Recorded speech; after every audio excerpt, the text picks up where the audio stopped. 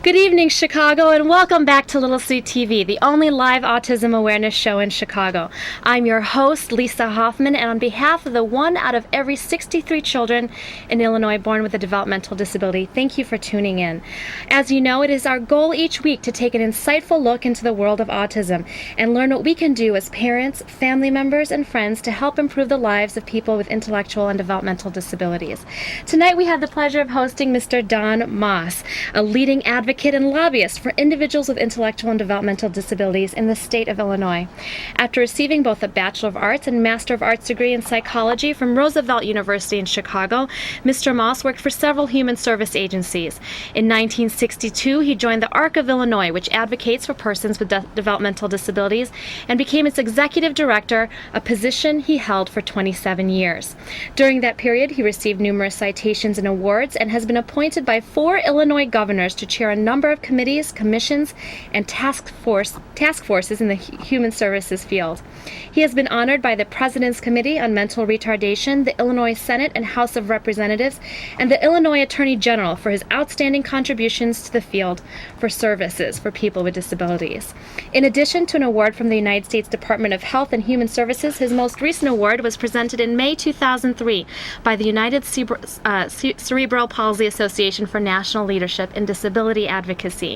In 1990, he retired from the ARC to establish his own governmental relations consulting firm, Don Moss and Associates, which he leads and operates statewide out of Springfield.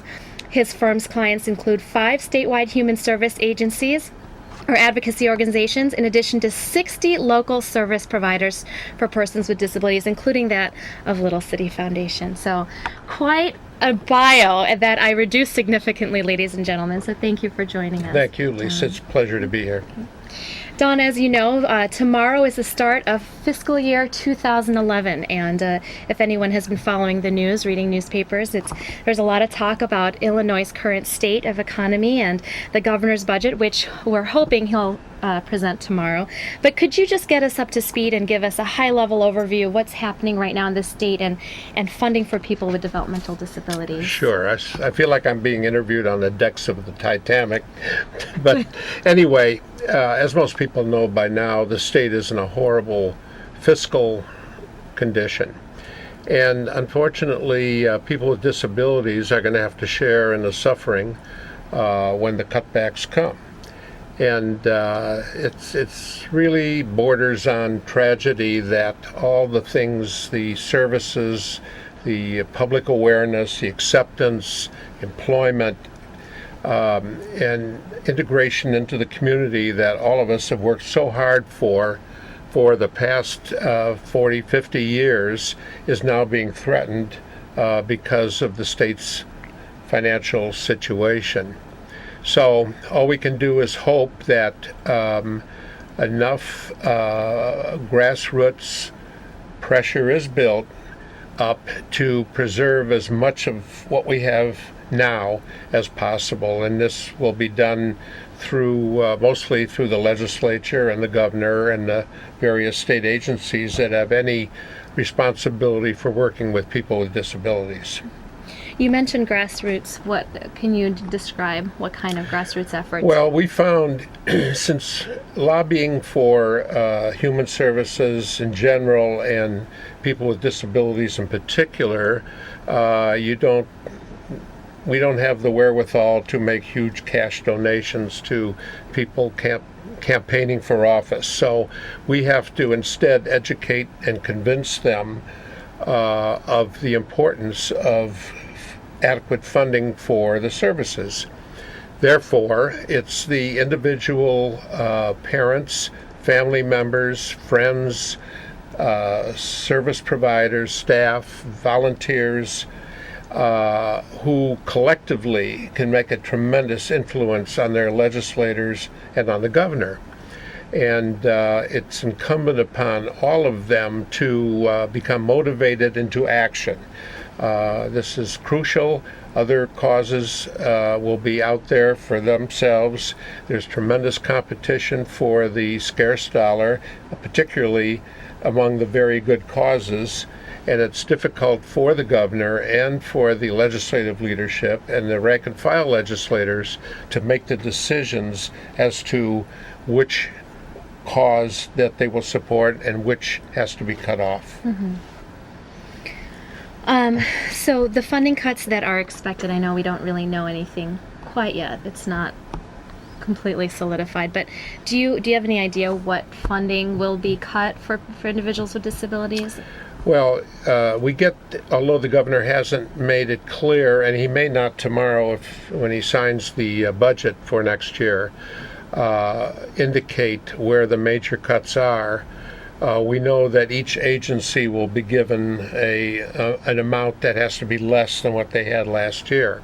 And it's up to the individual agencies to determine what's cut and how much. The hint we have in the developmental disability field is from the contracts that just went out this week to the providers, many of which indicate how much less money they'll be getting next year than they did the year that's ending today. So it looks like those programs that are under Medicaid will receive a smaller cut than those that aren't, because there's no federal matching dollar for them. Therefore, we may see a minor cut in the Medicaid programs and a major cut in the non-Medicaid programs. An example of the latter would be people with mental illness. Generally, Medicaid does not cover anybody between the ages of 24 and 64 for mental illness services, and that's going to hit them really hard. It's possible that cuts up to 50% of the present year's funding will not be there starting tomorrow. Oh my gosh. So this is severe. In fact, the budgets for group homes for people with mental illness, some are zeroed out completely, and I have no idea what's going to happen to the people living in those group homes. So we're in a serious situation, and even for people with developmental disabilities, the added problem of late payments is causing tremendous hardships among the provider agencies. Some payments are delayed anywhere from 1 to 7 months, and they have to meet payroll, and they have to provide services, and they have to pay their electric bills, and the money's not there. So they're being stretched not only from the rate cuts from the state, but from the fact that the state is holding back on the payments to them, and nobody's getting paid in a timely fashion. So we have some severe problems. I've been lobbying for people with disabilities now for about 48 years. I've never seen it as this bad as we're walking into, starting a new fiscal year tomorrow. So what do you think as a state we can do? Well, the major organizations that advocate have to intensify their efforts, but we have to call on all family members particularly to contact their senators and their state senators and state representatives and urge them to restore funding to the budgets for people with disabilities. It's the squeaky wheel always gets the grease, and particularly when we're talking about Springfield and the legislature. The legislators have many people after them to vote this way or that way. The advocates and the family members of people with disabilities have to be in line to push for those services also. Now, I like that term, the squeaky wheel. So that's letters and phone calls. Where can our viewers go if they want to find out who their representatives are and who to contact, whether it's their senator or their... The fastest way through the internet is the Board of Election Commissioners, and the address there would be www.elections.gov. www.state.il.us. Great. We'll also have that on littlecity.org/autism so that you can just click there and get all your representatives' information and help us make that wheel as squeaky as possible. Looks like we have our first caller for Mr. Moss. Caller, go ahead. You're on the air. Hey, thanks for taking my call. I just wanted to ask regarding funding for autism agencies, do you think that there are any banks that would be willing to step up if the state is not able to anymore? Banks to... Yes. Most providers, one time or another in the past couple of years, have had to go to their banks with their lines of credit to get loans because of the delayed payments. And the banks have been pretty good about coming through with it, but the lines of credit will run out. And then there's no more there.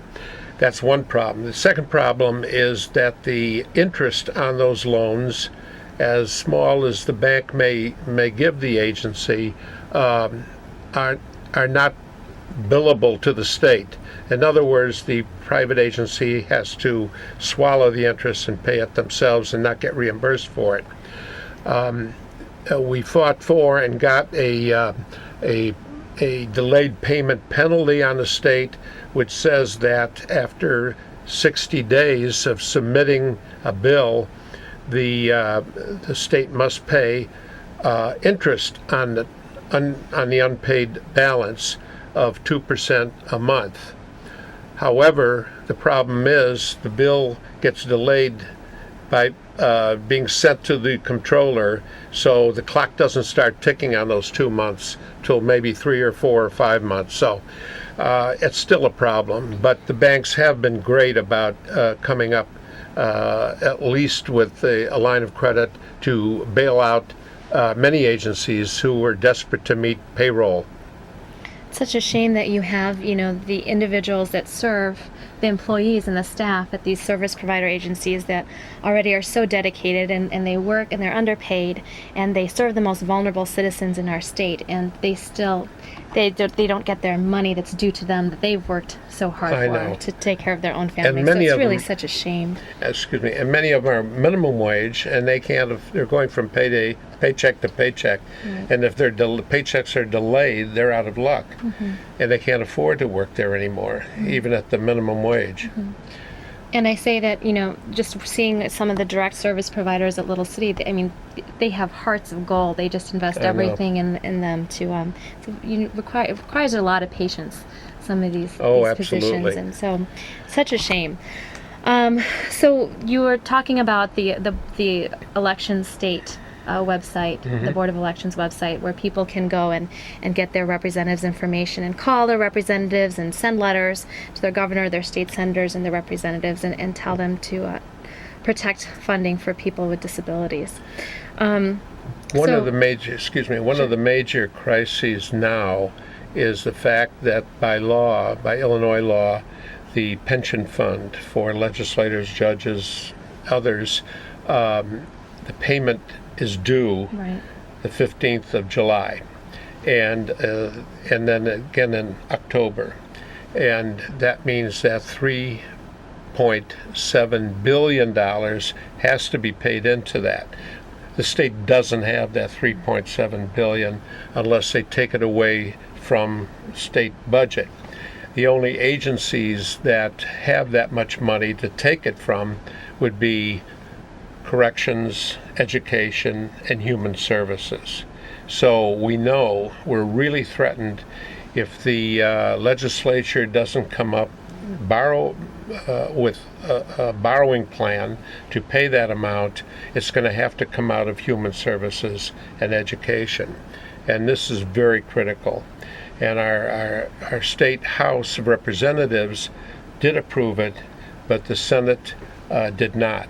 Therefore, the governor is not allowed to borrow the money. So that's why I say things are looking bad now, but they look even worse for the months ahead. Mm-hmm. And I was reading in the news and the emails that you sent to inform all service provider agencies throughout the state that a lot of the senators aren't voting on the issue because they're waiting until after the November election. So Right. they're putting it on the back of the governor. That's right. To decide. There's what a to lot do. of feeling against borrowing more money Right. because we owe so much, but the alternative is too horrible to contemplate. Right. And but if and eventually the state is going to have to raise taxes. There's no way just not a out way. of this hole that we're in right now. And that's another thing that will never happen before the election. Right. Because Everyone wants to keep their position. taxes are not popular, and nobody wants to take a chance going into the November election with their opponent pointing out that they voted for a tax increase. Right. So, what how does Illinois' state income tax or tax compare to the rest of the country? We're almost have at the room? lowest. We're Right. at the lowest of So anybody. it makes sense. Oh yeah, to- there's no question to fund about it. funding. But you raise taxes now is a very difficult thing to do. Right. Right. Well, it looks like we have another caller for Mr. Moss. Caller, go ahead. You're on the air. Good evening. Good evening. I'm listening to you guys, and one of the things that I keep hearing, regardless of what the problem is about in the budget, is that there are legislators who are unwilling to act before the election. And I've been thinking about this for a long time. There are programs and there are situations that do need funding. And the people in Springfield know this. And if they're not willing to borrow more money, how about they take a pay cut? That's a good idea. But they're not going to. They get to vote on their own pay, and they just won't do that, unfortunately. It is a difficult situation, and I think that's why we as viewers and we as citizens have to take responsibility and become aware and stay aware of who's voting for what and who's actually working in Springfield and who isn't. So it's just more reason to stay involved and stay on top of the issues. But thank you for that comment. It's an interesting one. So right now there's something called the PUNS list, and it's I hate spelling out the acronym because it's so difficult, but it's a priority of unmet needs. Unmet needs. Yeah, basically it's a waiting list. Right. That's the easiest way to put it. And the waiting list was begun by the Division of Developmental Disabilities a couple years ago. And legislators didn't like the idea of a waiting list because it shows what we're lacking in the state. But we finally got it through the legislature and signed by the governor, and so now we have this waiting list. The trouble is, the waiting list is growing by leaps and bounds. It's now close to 18,000 to 20,000 individuals, children and adults with disabilities who need services and aren't getting them.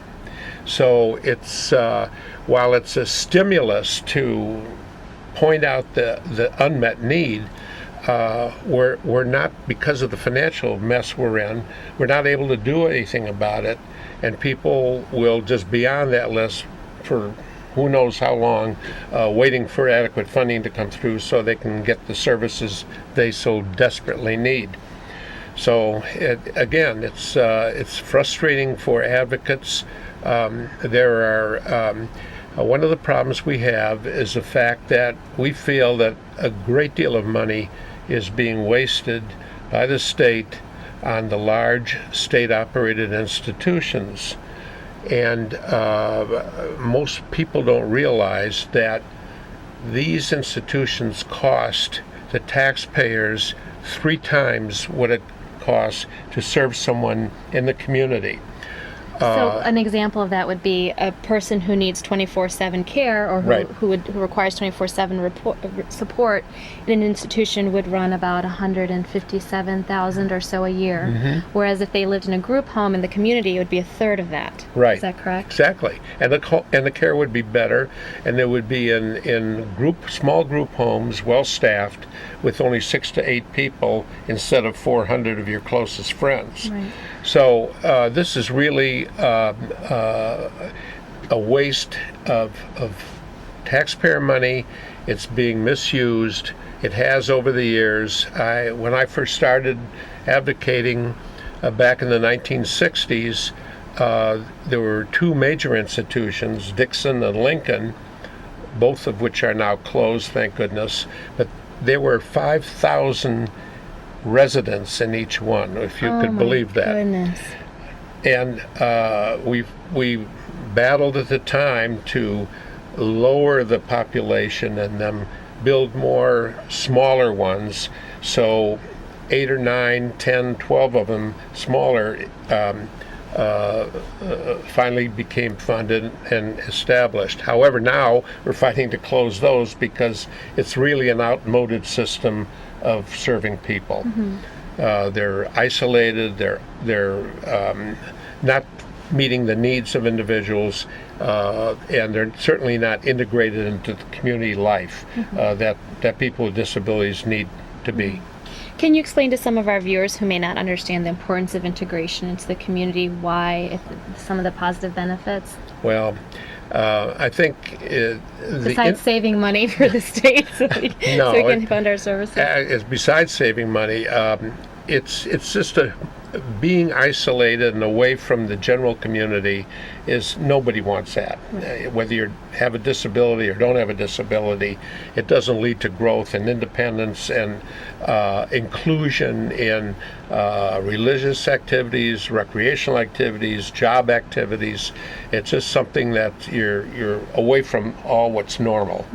So that's the main reason why we fight for integration, and certainly ideally into one or two people living together who want to be, instead of the hundreds. Right. And that's really the importance of integration.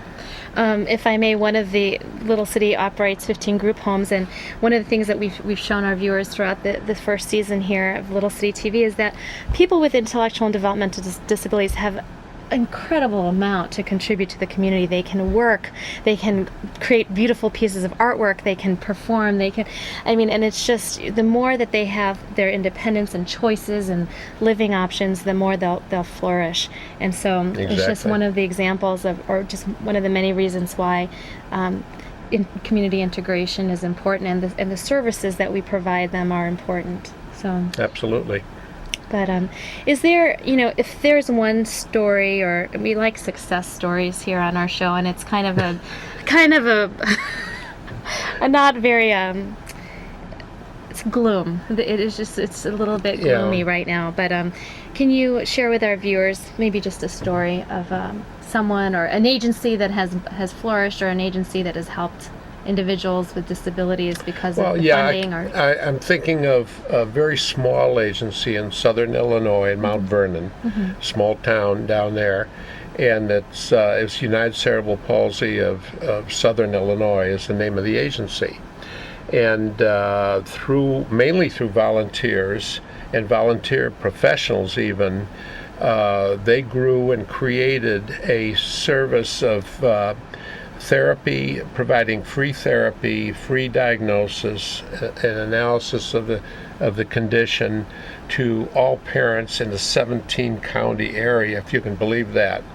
And this has been thriving for 15, 16 years now.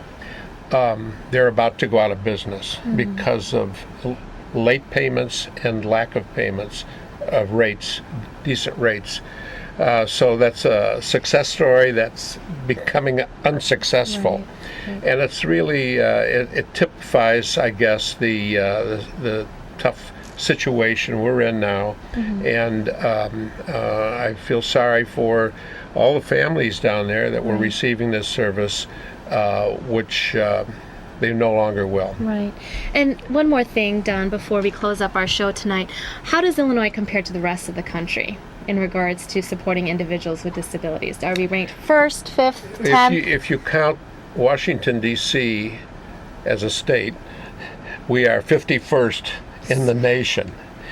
And So we're we can't sink completely anymore. last. We can't sink anymore, but it looks bad. So we're ranked last, ladies and gentlemen, in the entire country when it comes to supporting individuals with disabilities in residential settings, and the diagnosis for autism continues to grow, with 1 out of every 110 children being diagnosed with autism. So do what you can tonight and share what you've learned tonight with friends and family and coworkers, and help champion for our most vulnerable citizens here in the state of Illinois. As always, if you could not get your question in tonight, please visit littlecity.org/autism, and you can view recent segments or submit a question to Mr. Don Moss. We'll pass it along to him, and you can call us directly if you have any questions. We hope you've enjoyed the last segment of the first season of Little C TV, the only live autism awareness show in Chicago. We look forward to seeing you again soon. Good night.